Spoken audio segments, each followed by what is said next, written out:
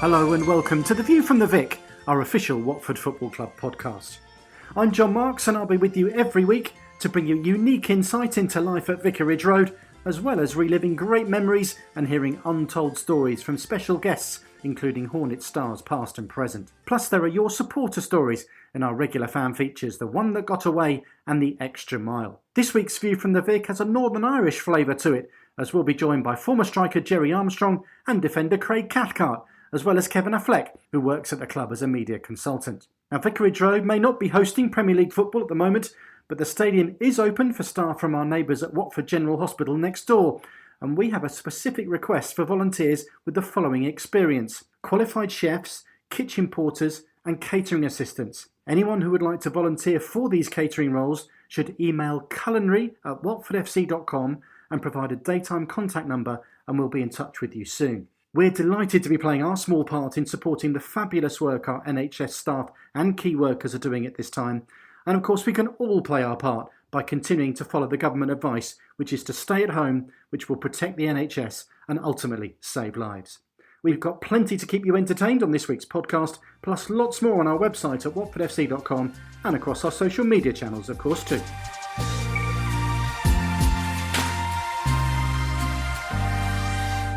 Now, I'm delighted to be joined on the View From The Vic by our trio of guests. So, hello and welcome to one and all, Gerry Armstrong, Craig Cathcart and Kevin Affleck. Gents, thanks very much for joining us. I hope everyone's well. Our Northern Ireland special. On the Northern Ireland theme, we have a trivia teaser here every week on the View From The Vic. We want to put your thinking caps on at home for this week's trivia teaser quiz. No clues this week, just a list to compile. We want to know how many players have represented Northern Ireland winning full international caps whilst on Watford's books. You've got two already with Gerry and Craig. Keep your thoughts to yourself, Gerry, because we're going to give people at home the length of the show just to see how many they can come up with. So how many others can you name? How many Watford players, whilst they were with Watford, have represented Northern Ireland at full international level, in addition to Gerry and Craig? That's your trivia teaser for this week. Gerry, Craig, you both left Belfast teenagers, Gerry in 1975 and Craig a little bit later in 2003.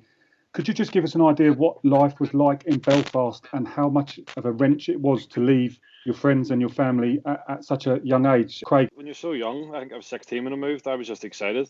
I was going to Man United, the team that I supported as a kid. All my family United fans, and I was comfortable going there because I was going for maybe 4 or 5 years on school holidays and stuff leading up to it. So I knew where I was going and I felt just excited. Probably the older I'm getting now, the more I miss home, to be honest. I don't know, it's a bit weird. Obviously that you don't see your family as much as you would like and stuff like that, but just when you're young, you've got so much stuff going on and you just want to get over and play and enjoy the experience of it. Craig, did Johnny Evans come across with you at the same time? Because he came from the same club, didn't he? He moved over a couple of years early. He went to school in Manchester for a couple of years, whereas I moved over straight out of school. So he had a couple of years head start. Obviously Corey as well, the same. He went over quite young. So they were in school over there and obviously training with the academy when they had the time. Did that help you, Craig, those two being there? Definitely, I've known them since I was 10, 11 years of age, so it was a familiar face, and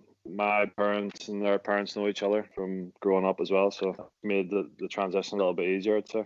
Gerry, life must have been very different in Belfast in November 1975.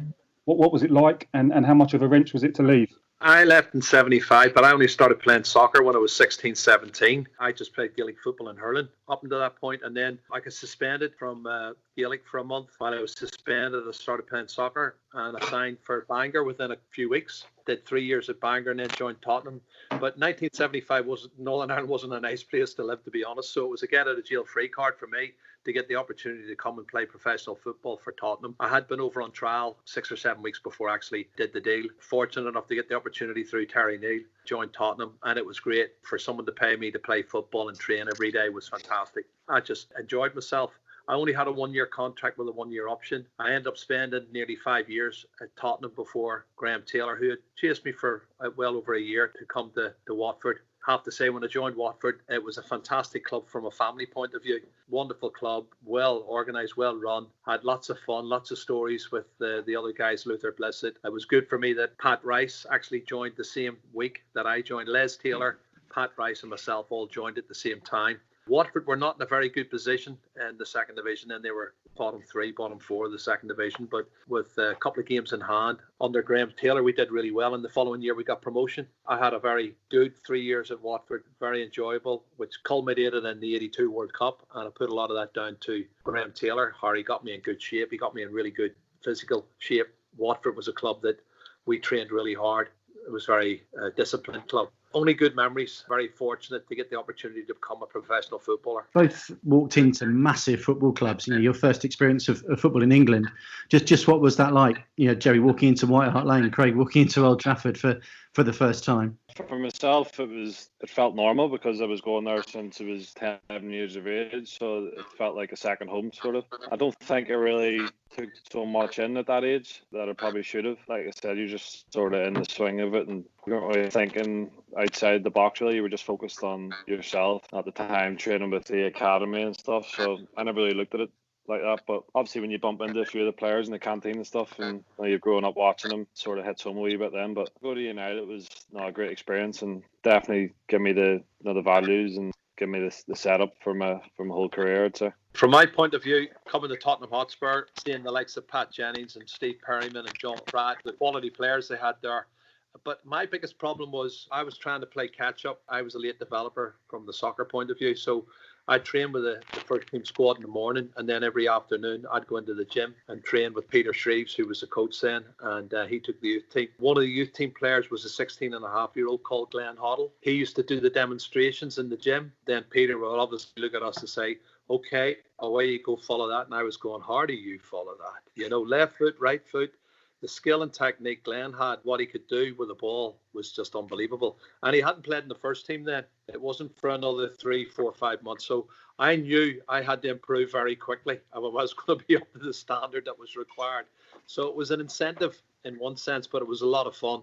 Obviously playing football all day with your mates and developing as a person and developing as a player and getting paid for it as well, which was the bonus. But it was great times for me. Craig, at United, could you give us an example of any chats or words of advice or indeed any hairdryer treatments Sir Alex gave you? He remembers everyone's name. I remember being over there when I was 12, and I'd be over maybe 2 or 3 times a year, and he knew my name, he knew mum and dad's name and stuff like that, so he was great that way. He always made you feel a little bit special. In terms of the hairdryer treatment, I remember my first game for the first team was in South Africa on a pre-season tour, playing at high altitude. So I don't know if you know that the ball moves a little bit differently in high altitude. So there's probably 2 or 3 headers that I just misjudged, and they went straight over my head. And I remember half time coming in, and he basically let me know, like, if I miss another header, I'm getting dragged off. So I don't think I missed one the whole second half. And I remember a few of the players talking to me after saying, yeah, he likes to test young lads, so hopefully you've passed that test by not missing a header in the second half. Gerry, you must have come across them a few times. I'll go back to Watford days when I joined Watford, and obviously the manager was Graham Taylor. But when you joined the club, everybody called him boss. At Tottenham, I called the manager by his first name, which was Keith Bergenshaw, so I called Keith. So it took me a wee while to get used to it. And Steve Harrison thought this was hilarious when everybody else was calling him boss and I was calling him Graham. There was quite a few times when Graham was not too happy. He pulled me up on several occasions. There's lots of good stories about it. I got the hairdryer treatment plenty of times from Graham Taylor, and so did other people. Nigel Callaghan certainly was one that he picked on quite a lot. Even John Barnes, I remember John getting the hairdryer treatment from Graham. But if you didn't do the job, whoever the manager was, and it wouldn't have mattered whether it was Graham Taylor or with Keith Bergenshaw or Billy Bingham, if you didn't do the job, then people had to tell you that it's not acceptable. It's part and parcel of football. Tensions are high, and you wear your heart in the sleeve a lot when you're playing on the pitch, and maybe you're losing a game that's really important, and you think, we've got to win this. So it teaches you. I think you develop over the years as a player and as a person. You develop, and it's probably easy for me to reflect now at an older age than it was then as a player. Craig, those values that were instilled in you from those first impressions obviously stuck with you well, I hope. And you were part of a United youth team that got to the FA Youth Cup final, weren't you? I know you were captain of the team, although I know you missed the final through injury. But tell us a little bit about that team and who else was with you in those days. Well, that particular team, Tom Cleverley was obviously involved. I think he missed the final as well through injury. Danny Welbeck was in the team. He was a schoolboy, so he was playing a couple of years up. I had quite a few players that have gone on to have really good careers, with James Chester, Corey Evans was in that team, Danny Drinkwater, Yeah, it was a good team. We got to the final. We played the semi-final against Arsenal. I think it was the first year the Emirates was open. So the first leg there was 30,000 at the semi-final against Arsenal, which at that age it was an amazing experience. I think a lot of the fans hadn't seen the stadium, so they wanted to come and have a look. We ended up losing the first leg. Kieran Gibbs scored for Arsenal. They had a good team back then as well, and then we managed to beat them in the second leg and get to the final. But first leg of the final was against Liverpool. I was with the first team, close to making my debut, and then I ended up missing the first leg because of that. And then second leg, I picked up an injury. I didn't manage to make my debut or play in the Youth Cup final, so it was a bit devastating that season, the way it ended. And we lost. So obviously great memories, but the Youth Cup's massive. United, you've heard it's well documented that Charlie Ferguson, all the players used to come and watch it, and it was a really important part of the club. And I was just disappointed not to get a Hampden trophy in the end. That was 2007, which I think just before you mentioned your involvement in the first team. I think just before you'd been on the bench for the FA Cup semi-final against Watford, of course, at Villa Park, which I know United won. Yeah, that's right. Yeah. Much about that day? I remember most of the times with the first team, it's something that sticks in your mind. First time at Villa Park, obviously. I remember the game being quite comfortable for United, if I can say that, 4-0 in the end. Watford done really well to get the semi-final. United were one of the top teams in Europe at the time, so it was always going to be tricky. I was on the bench for the 7-0 Roma game. That's always a great memory to have. Every now and again, it's on TV and one of the goals goes in, you can see me jumping up on the bench. So I've always got that memory. It was a good experience being involved with the first team at such a young age and being around, obviously, world-class players, and you try to pick up as much as you can from them. Gerry, Craig talks about a Watford there. Just tell us how your move to Watford came about in 1980. It sounds like Graham Taylor did the hard sell on you and chased you persistently. Yeah, I wasn't aware of it, to be honest. I was at Tottenham, but I wasn't happy at Tottenham because I was very versatile, and Keith Birkinshaw had me playing centre half and right back and right midfield, and he had me all over the place, and I wanted to play up front. Graham had chased me. He told me he had chased me for about a year. He got me in the end because I wasn't happy staying, and I told Keith Birkinshaw I didn't want to stay any longer at Tottenham if I wasn't going to be playing up front. Eventually he did get me, which was great. The club was a breath of fresh air. Obviously Watford were a second division club and Tottenham were a first division club, but the methods and the training was a breath of fresh air for me, and I actually feel I probably learned more in the 3 years at Watford than I did in the 5 years at Tottenham. Certainly that was the highlight of my career, the 80, 82, 83, those 3 years, getting promotion with Watford, going to the World Cup finals and having a great run on the World Cup with Northern Ireland. I think I put a lot of credit down to Watford and Graham Taylor. He improved my concentration levels, which was a problem for me, and from a professional point of view, I trained harder. I used to do enough because I was quite fit and strong, so I used to do enough. But he got that extra 5-10% out of me, and that made a big difference, I think, in the World Cup as well. But I heard you talking about the Youth Cup. I remember 1980-81, I think it was, when Watford beat Manchester United in the Youth Cup, and that was when John Barnes was playing and Nigel Callaghan and Jimmy Gilligan and John Terry. I mean, Watford, a lot of the young players who went on to become first-team players under Tommy Wally, they were in that Youth Cup final. And I also remember the front two for Manchester United, and that was Mark Hughes and the first time I ever seen him play, Norman Whiteside. I watched them play at Vicarage Road, and I think that game finished 7-6. 4-4 at Vicarage Road, and was it 3-2 at Old Trafford? It was, yeah. Yeah, 7-6. It was a fantastic night. What a great game of football. That was the first time I saw Norman Whiteside playing, and I have to say, that was before the World Cup, obviously, and I was very impressed, but really good entertainment, and a lot of those players went on to make up the heart and soul of Watford Football Club for several years afterwards. Craig, just on you joining the club first in 2009, your pal Tom Cleverley tells a good story of how, or Malky indeed told it, how money was an issue and he had to make a phone call to Sir Alex and they couldn't afford the loan fee, and Newcastle were in for Tom. Can you trump that with any good tales of your move to Vicarage Road in 2009? Was it straightforward? I think it was pretty straightforward from what I remember. At that time, I wasn't on too much money, to be honest, and I think I might have got a little bit more as a loan coming to the Championship and playing. So, but you don't really think about the money back then. You just want to get out and get experience. And I remember my loan spell here, it was up and down a little bit. I don't think it was probably fully developed at that stage. I think it was like 75 kilograms or something when I was playing. 7 or 8 kilograms lighter than what I am now, so it was difficult. You're playing against big tough strikers every week, so it was a good learning experience. It was a good time and a bad time in a way. It was good for the experience and learning, and the way it ended, I picked up an injury just before Christmas and ended up coming back to United. But I enjoyed my time here. Now it's completely different to what it is now. There's only 11 or 12 first team players at the time, then the rest were all young lads. So it's a chalk and cheese from how things are now at the club. So more from the guys very shortly. Now it's time on the View from the Vic for the one that got away, which is where we hear from a fan who missed a famous game and has regretted it ever since. Hi, my name's Darren Wiggs. I've been supporting Watford for 35 years. The game that I missed, and absolutely gutted, was a recent game against Liverpool, the big one. We're season ticket holders. We have been for 4 years. The game was the 29th of February. I had signed up for a half marathon turned out to be the 1st of March, the Vitality London half marathon, with my wife. Never run a half marathon before, so it's a really big thing for us. We trained and trained and trained. Turns out the Liverpool game was booked back to 5:30 p.m. and we were up 5 a.m. the following morning. We live in Kent, so we decided to give it a miss. And anyway, we probably would lose. However, I was wrong. It was the game of the decade, the game of Watford's life. They outplayed them. Not did they just win, they absolutely battered them. I've got social media going mad. Are you there? Did you see it? And no, I missed it. I'm absolutely gutted. So that's my story of the game I missed. Well, don't forget, if you want to tell us about a significant game that you missed, then email us at podcast@watfordfc.com.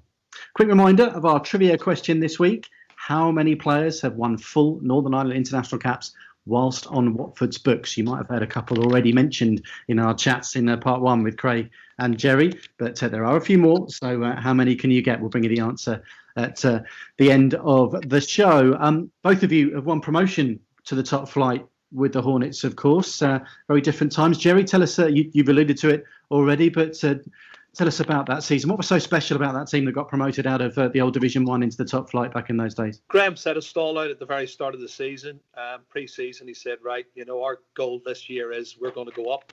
And our first game was away to Newcastle, which was probably one of the hardest places to go to as an opening fixture. And we won 1-0, and it was a tough game. But we had an extra 10% in our stomachs ready for the last 15 minutes of every game. We were always stronger and fitter than the opposition. We had a great run, and it was quite a tough league, obviously. Then we set our stall out, and I always remember that we needed to beat Wrexham at home.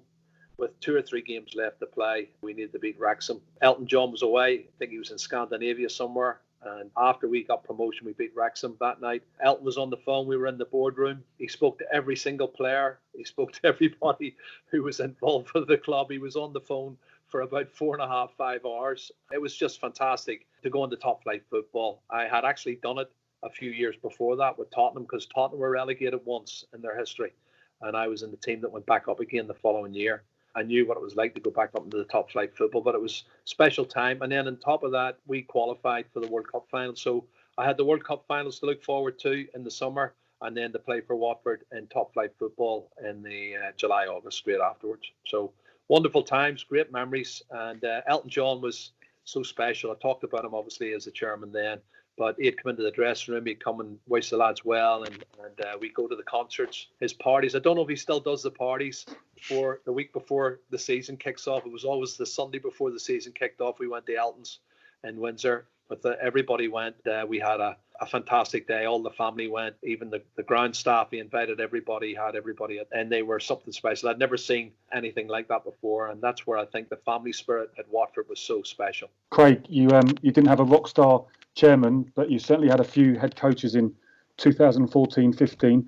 What's going through your mind as it's a bit of a revolving door policy with the head coaches during that season, especially you come from Man United where it was a kind of a one-man club, really? It's just the way football went at the time. Managers come and go, and you sort of see it from the outside now. So as a player, you just have to get on with your job, really. I remember coming back to the club thinking, the group of players we had, we got a great chance for promotion. Just a matter of getting the right man at the right time, and obviously Jukanovic managed to do the job for us. He got us together. He picked the team. We had the players to get promoted that year. Mine's probably a similar story to Gerry's. Obviously promotion year leading into the first year back in the Premier League and leading into the Euros as well. So 2 seasons where I look back to with a lot of fond memories. Does it just go against everything that the game says, though, that you need stability, you need one head coach? Does it just come down to the fact you had damn good players? Well, you need the squad, obviously, as well, but you need the man to obviously pick the team and understand the mindset of the players as well. But as a player, it can be a positive or a negative thing when a manager leaves. Some lads might not be in favour. The manager might not like him, and it might give them a new lease of life when a new man comes in. So there is pros and cons. Whatever the owners and the chief execs of the club have done, it's more or less paid off. Now we've had obviously promotion and 5 seasons in the Premier League now. No, we want to keep that going and keep building the club more and more. Gerry, you touched on the first season, obviously in the top flight. You, of course, will forever be in the history books of this football club for being the scorer of our first goal in the top flight of English football. Why do you think, though, coming out of Division 2 into Division 1 at those times, why was that first season so special? And why sort of did Watford take the First Division by storm? Why was it such a surprise, perhaps that brand of football that other teams just couldn't cope with? I think it's all of those things combined. I mean, Graham Taylor, we were dubbed the team that played kick and rush. We knocked the ball forward. We weren't regarded as a team that played good football. We were probably one of the most entertaining teams in the league, but then I'll always go back to the game against Liverpool when we played Liverpool at Anfield and we lost 3-2 and we were 3-0 down at half time. The statistics after that game showed that Liverpool knocked more longer balls than we did. It's the same old story. It's the press. The press, obviously, they either like you, they don't like you. We were just pleased and privileged to go up. We had a lot of young talent. Nigel Callaghan and John Barnes were the 2 wide players, and they weren't really that well known at the time, but both had unbelievable quality. Both could score goals. Luther Blessed, Ross Jenkins, we had players who could score goals. That's what it's all about. It was entertainment. And we had a style of football which it was good for us, but it didn't always suit a lot of the opposition. We beat Swansea, I think it was 5-0 in the second home game of the season. We went and beat Southampton with Kevin Keegan and Peter Shilton and Alan Ball, people like that. We beat them down at Southampton. So we had a little bit of disrespect for the so-called big boys. I remember going and beating Tottenham at Tottenham, and I remember Barnsley scoring, I think, a hat-trick at Highbury against Arsenal. So, we were a breath of fresh air. I think it was under Graham Taylor, who was probably the best manager I ever played under, and certainly at Watford he was sensational. He was Mr. Watford. I just loved playing under him. He really did make a huge difference to a lot of the players. But it was exciting. Unfortunately, I broke my ankle and my leg in that season, and I was out for about 3 months. That's the highs and lows of a footballer. You're coming in after a World Cup and having a World Cup that I had, and then 7 or 8 games into the season, I end up breaking my ankle and my leg, and I'm out for nearly 3 months. So that was a blow, but I came back again. And the Watford club that I knew had young talent coming through, which is what it's all about. They didn't pay big transfer fees. They had the young talent coming through that they developed themselves, and I think Graham Taylor and Watford showed the way forward for a lot of the top clubs in the Premier League. Craig, as Gerry says, Graham Taylor inspired those seasons, of course, and he's responsible for much of what the club stands for today. What are your recollections of him, as he would have been chairman when you first joined on loan in 2009? He was always great to talk to. Obviously a legend at the club. Everyone knows what he done for the club, and very pleased got a statue just outside the megastore now. It looks great. So yeah, his legacy will always be remembered here. And Gerry, you've already mentioned about the other half of that sort of dream team that took us on that journey, Elton, and you touched on his parties. Any tales that for a family audience you can tell us about from those days? Cool. How long have you got? The first I went to was fantastic because it was a convoy left Vicarage Road on the Sunday morning, and there must have been 30-40 cars in the convoy. And we arrived at the house in Windsor. Luther took me under his wing. Elton said, "Have you been to the stables?" And I said, "The stables?" And I thought I didn't know he had horses. And he said, No. He said, "I've got a car for every day of the week in the stables." He said, "Whatever one you want." He said, "Luther will show you." So he had Ferraris, he had everything. So Luther took me in the Ferrari and took me for a spin around the estate. Those are great stories. And, there was marquee tents. He had a 5-a-side football court. I think he landed by helicopter that day. He came in, he'd been in the United States, and the kids all run around having fun. There was a band playing, and the drinks just flowed, and everybody had a great time. The food. I think Kiki D was landed by the swimming pool. He told me that she'd come to visit him about 6 months ago, and she was still there, and it was just crazy. It was surreal. He had the biggest private record collection, I think, in the United Kingdom, and that was his own private collection. Amazing, and he was just a fantastic character. We actually went on, towards the end of my career at Watford, we went on a tour to China. We played out in China at the end of the season. I was playing in the British Championships with Kenny Jackett, with Luther Blissett, and obviously John Barnes. And the four of us had to travel from London a couple of days after the tour had started. And when we arrived at the hotel in Shanghai, they had already won their first game. The boys had won, but Graham had said they weren't allowed to have a drink. He was very strict disciplinarian. He said, no drinking on the tour. You're representing the country, you're representing the club, and there won't be any drinking. And then the last game, which was 3 games into it, he relaxed that, and Elton got up and played the piano, and whatever song the guys called out, Rocket Man, you name it, every song we called out, he played. He didn't come back with us. He went on to Australia, I think, on part of his tour. To have that sort of camaraderie with the chairman, who was a rock star, was surreal. It was fantastic. But, you know, we had a great bunch of players. It was really a great family club. And I think when you have that belief, because I played in an Northern Ireland team that was very much like that, and that's why we got so much success through the 80s. You know, we were like a big family, and everybody looked after each other. And I always look at Watford as being very similar to the Northern Ireland team I played in. Craig, Elton's a sort of less frequent visitor these days, of course, but still a huge fan from afar, and I know he's still in touch with certain people. I think, you know, you've met him though. I think he's delivered a couple of team talks in our time, hasn't he? There was one I recall, I think, seeing the footage that he was sat next to Juan Carlos Paredes and seemed to be having a very interesting but very one-sided conversation with our friend from Ecuador. But tell us a little bit about he has spoken to you all as a group, hasn't he? He's come into the changing room on a few occasions over the years. He's a legend, you know. He's one of the biggest rock stars in the world, and I'm not too sure if Juan Carlos Paredes ever heard of him, possibly. You know, coming from Ecuador and not speaking a word of English. So, yeah, that was an interesting conversation to watch from across the room. A lot of head nodding and thumbs up from Pereyra at the time. But, yeah, now he comes in, he obviously wishes the lads all the best, and he's got his favourites in the squad as well, I think. Andre Gray being one of them, I think. They had a good 10-15 minute chat, if I remember last time he was here. Is he trying to get tickets off him, Craig? I'm not sure. Andre wouldn't say what they were talking about. And did Parra maybe just whistle at him? Because that's what he used to do on the pitch, wasn't it? Yeah, when he first came, he didn't have a voice box.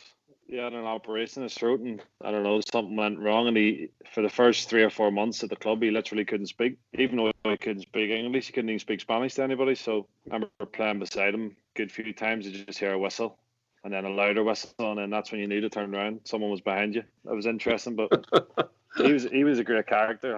I sat beside him on the bus. He just plunked himself down there one day and didn't move. We used to wind each other up and without even speaking. So we had a decent little relationship going. Do you think Andre, because Andre's got a pop star girlfriend, do you think that's the sort of circles he thinks he mixes in these days, Craig? Maybe they find common ground there.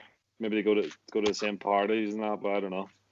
Speaking of parties, I think I was born in the wrong time, Gerry. Craig, we had your pal Tom Cleverley on the podcast 2 episodes ago, and he reckons you're the funniest man in the dressing room, and in fact, you've had a personality transplant. What'd you say to that?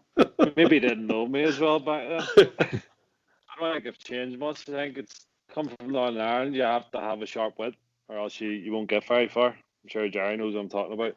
Absolutely. Yeah, just the way you are. The whole family's the same. They wind each other up about everything and anything going. So if I were something a bit different than my dad has ever seen, he sees me on a camera, or a picture taken or something, he'd be the first one to ring me up or text me saying, wind me up about it and stuff, haircuts and everything. So can't get away with anything in my household. Is there anyone who has a particular nibble, Craig, at your sense of humour and who doesn't get it? I know that's regularly seen whipping fruit off Mariappa's skewers or jumping out on people. Anyone who has a nibble or has a bite? Oh, there's a lot of people that don't get it. Some of them will be sitting there for like 5 minutes and then they realise that I said a joke and maybe they'll laugh 5-10 minutes later. But no, there's quite a lot of lads that are on the same wavelength in the change room, so not too bad. I've got people to bounce off. I think if you haven't had your shorts pulled down in the canteen by Craig Cathcart, you're not a proper Watford player, are you? No, exactly. Quite- Got that from Kyle Lafferty, actually. Gerry, tell us about some of the big characters you must have played with in your career. Well, I mean, Pat Jennings was a fantastic, probably the best goalkeeper in the world. I played with him at Tottenham and obviously Northern Ireland. And I made my debut for Northern Ireland against West Germany, who were world champions at the time in 1977. And George Best and I played up front together. So as a huge George Best fan, I mean, it was every boy's dream to actually play in the same park as him. But to have your debut on the same day, it was something special. But I played against Maradona on several occasions. I scored my first goal for Real Mallorca against Barcelona, and the backlash was awful afterwards because Maradona just run riot and they destroyed us. He was amazing. What a footballer. Probably the best player I played against was Maradona. Best player I played with, certainly George Best. Glenn Hoddle was a special talent when I was at Watford. John Barnes was a special talent when I was at Watford Dep. So I've been fortunate to play against I swapped shirts after the quarter-final defeat against France in the 82 World Cup with Michel Platini, another special player. But there was lots of great players around then. I was fortunate. My last game for Northern Ireland, international-wise, was in the World Cup finals in Mexico in 86, and that was against Brazil. And myself and Pat Jennings and Billy Hamilton, we retired after that. That was our last fling. Very enjoyable, I have to say. Had a great career, enjoyed every moment of it. Great memories, and wouldn't change any of it. Craig, Gerry mentions there about playing abroad. You had a little spell at Royal Antwerp, didn't you? It seemed to go better than Ronnie Warwick's spell from memory. I think he managed to get banned for life somehow. An incident with the referee. How did your spell over there go? I enjoyed it, to be fair. I think I was out there for 4 months. It was me and another lad, Michael Lee, from United at the time, went there on loan. It was just a different experience, different culture, different country.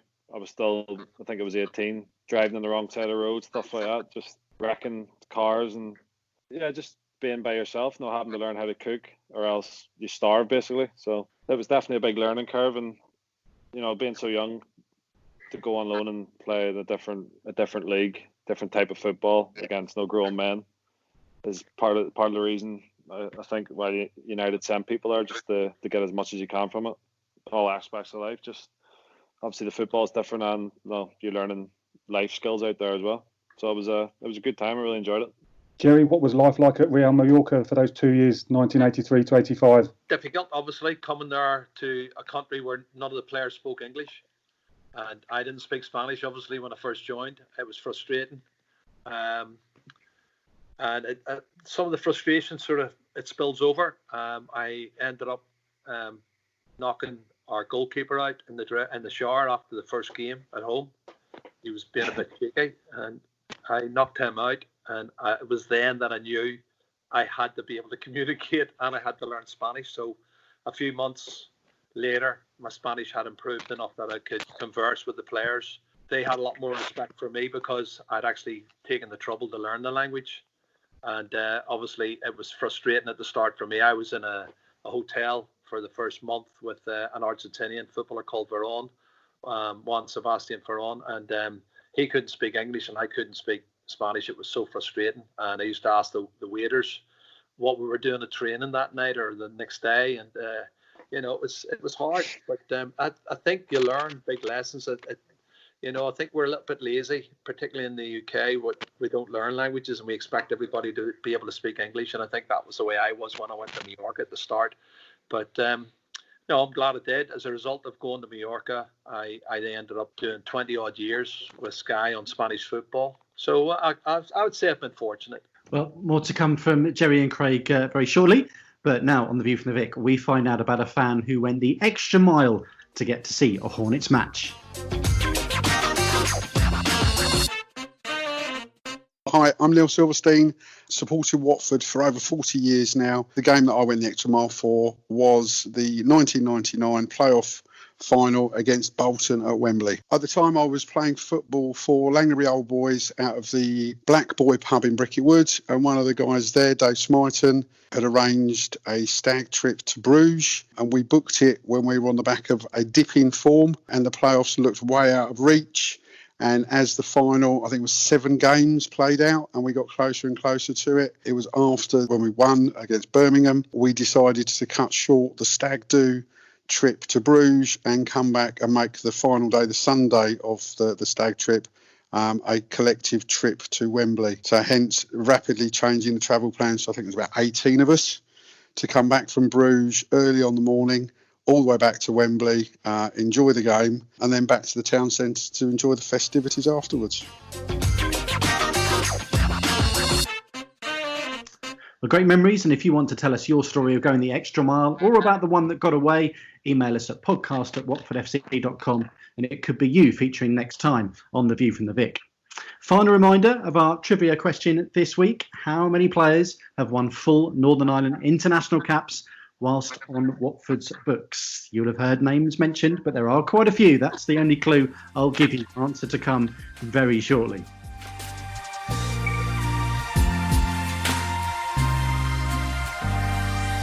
Gerry, there's only one place to begin when we talk about your international career. Valencia 1982, Spain 0, Northern Ireland 1. Probably the highlight of my career. Obviously, every footballer wants to play in a World Cup final. We went there as total underdogs. Spain were favourites for the World Cup. They were the host nation. We had been dismissed by virtually all the British press. Nobody gave us much chance apart from ourselves and our fans. We had a plan that we would draw with Yugoslavia, who were a very strong side, and we played them in Zaragoza in the first game, and it finished 0-0. And I remember that the last 20 minutes of that game, we physically were much fitter than Yugoslavia. We finished the game really strong, and our confidence grew. And then the next game, we should have beaten Honduras. We went 1-0 up. I scored against Honduras there, and I should have scored a second goal. We let in a soft equaliser, a guy centre forward who was a decent player. He got on the end of a header from a corner kick, and he put the ball in the back of the net, and we ended up drawing that match, which meant we had to beat Spain. We had planned to only have to draw against Spain. But Martin O'Neill, the day before the game, told us that, the first 15, 20 minutes of the game against Spain was going to be what we expect. They'll come at us with all guns blazing. They're the home team. They want to prove themselves. And gradually we would get into the game and we'd have 3 or 4 chances and we would take one of those chances and win 1-0. That was the day before the game. He discussed the game, and that's what Martin O'Neill said. It didn't quite go according to plan because we didn't know Mal Donaghy was going to get sent off 5 or 10 minutes into the second half. We were very resolute as a team. We were very well organised, and we played really well against Spain. We didn't have many chances, but there was one opportunity. I picked the ball up in my own half, ran 40 or 50 yards, give it out to Billy Hamilton, and then got on the end of a fantastic cross from him and a mistake from Arcanada, the goalkeeper. Put the ball in the back of the net, and everybody remembers that goal that I scored for Northern Ireland, and they don't remember the other 12 goals I scored. Nobody remembers them. But that's the way it is in football. I wouldn't change it. It was fantastic to actually get through to the quarterfinals. We feel we might even have had a bit of luck. It was 0-0 after 15 minutes. Martin O'Neill scored against France.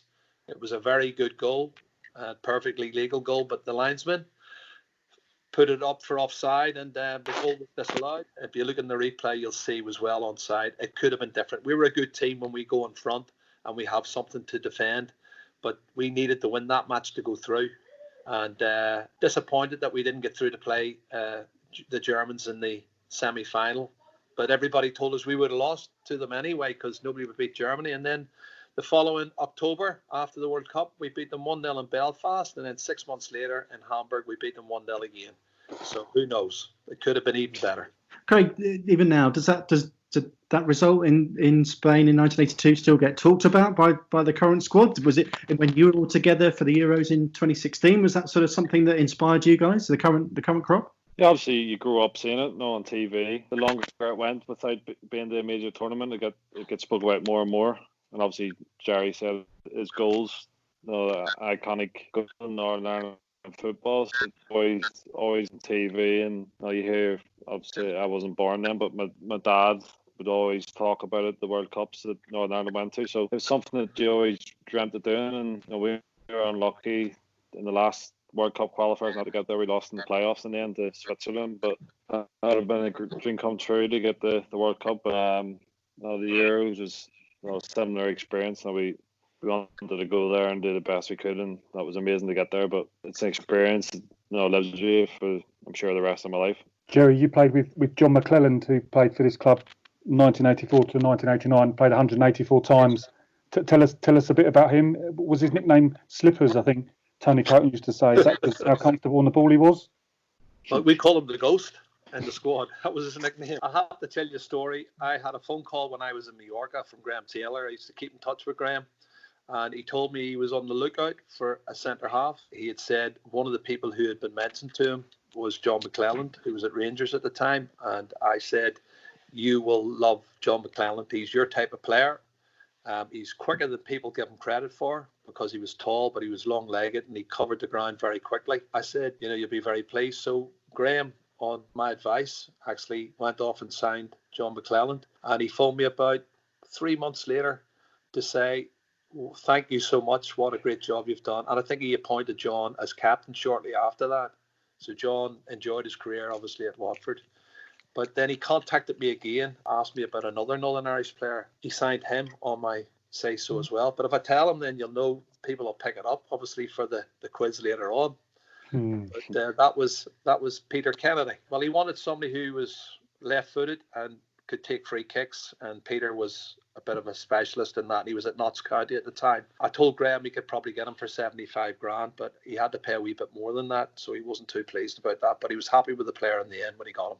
Craig, we talk about obviously a centre half from yesteryear. Is that someone that maybe you've heard about, and who were the role models growing up for you, and certainly in your position that you sort of looked to model your game on? Well, when I was probably watching Northern Ireland back then, it was like the Jerry Taggart, who would have been the defender at the time.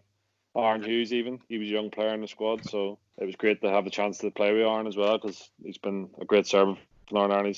I think he's got the record. Has he got the record caps for the outfield players, or maybe Steve Davis? Steve Davis has it. So yeah. Them two, obviously, great servants to another country. But David Healy as well, managed to play with him towards the end of his career. So these are the sort of players I grew up watching when I was a kid in Northern Ireland. So yeah, they were inspirational players for me growing up. And like I said, managed to play with a couple of them, and you just see what great characters are. They're just normal lads from Northern Ireland, and they've gone on to have these amazing careers in the Premier League.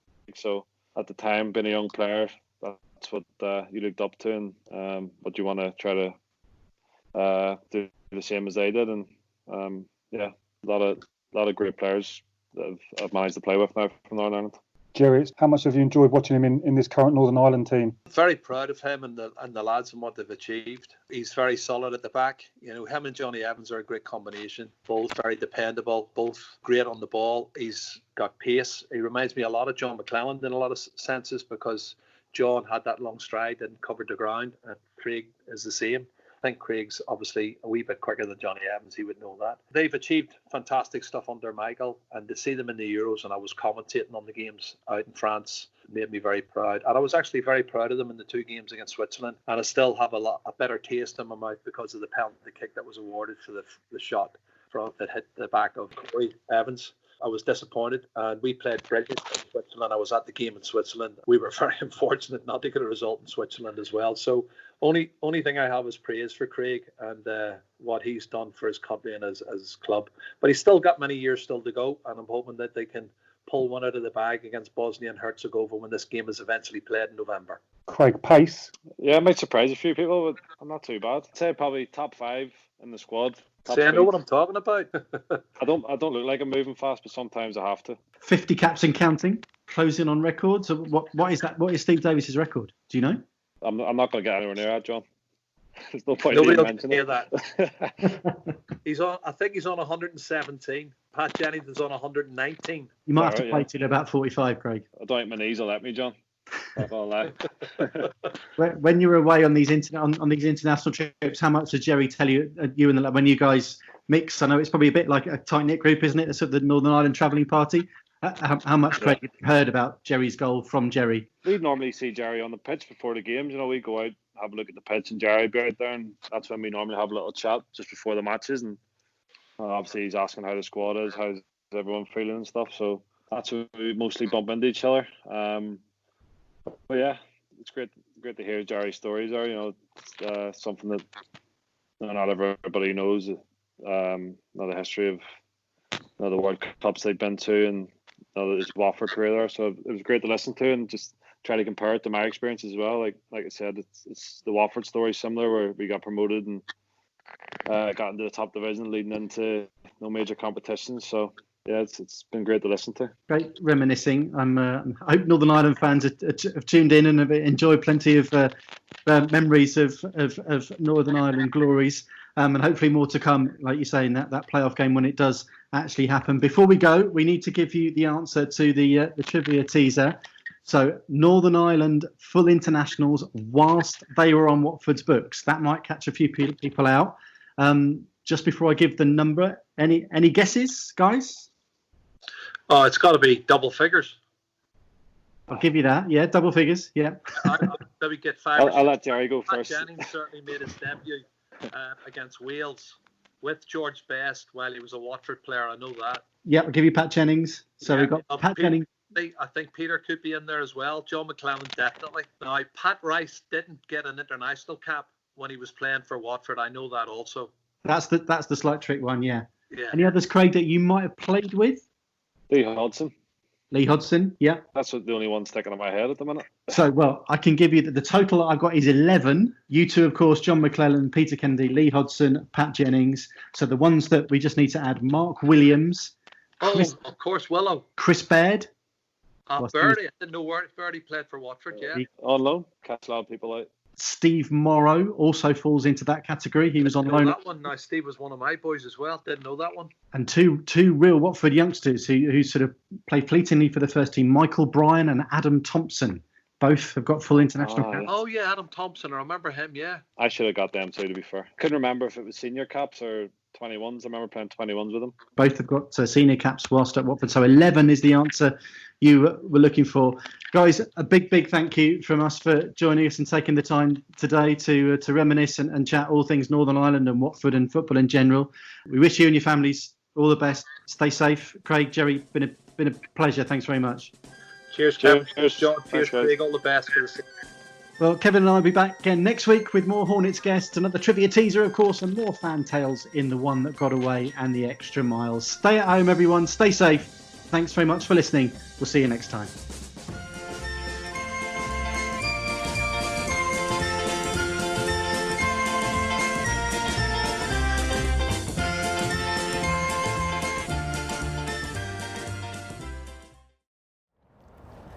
Hey, click here for more video. Hey, click. Come on. Click. Come on, bro. Done? Thank you. Thank you. Come on, guys.